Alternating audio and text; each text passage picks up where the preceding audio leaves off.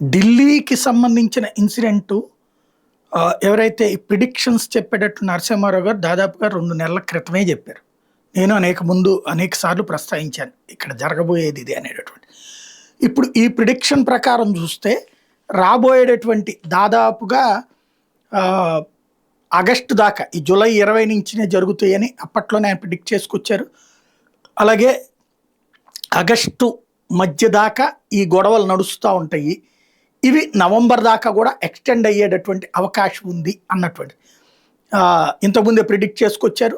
అదే సందర్భంలో దాదాపుగా వీటి ఇంపాక్ట్ని భవిష్యత్తులో చాలా పెద్ద ఎత్తున తీసుకెళ్లే ప్రయత్నం జరుగుతుంది. వీళ్ళకి సపోర్ట్ అనేటువంటిది డీప్ స్టేట్ చాలా స్ట్రాంగ్గా ఉంటుంది. కాకపోతే నవంబర్ తర్వాత డీప్ స్టేట్కి వేరే దేశాల యొక్క యాక్టివిటీ అవసరం అవుతుంది.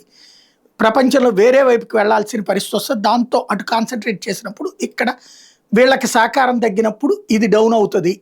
ఈలోపు ఇక్కడ పంజాబ్ ఎలక్షన్స్ కూడా అయిపోతాయి. ఎలక్షన్స్ అయిపోతే కనుక ఈ ఉద్యమం పక్కకి వెళ్ళిపోద్ది. ఇంతకుముందు పంజాబ్ ఎలక్షన్స్ దృష్టిలో పెట్టుకుని రైతు ఉద్యమం చేశారు. ఇప్పుడు విద్యార్థి ఉద్యమాన్ని ముందుకు తీసుకొస్తారు. ఇది సహజంగా జరిగేటటువంటి ప్రక్రియ. ఇది ఒక ప్రిడిక్షన్.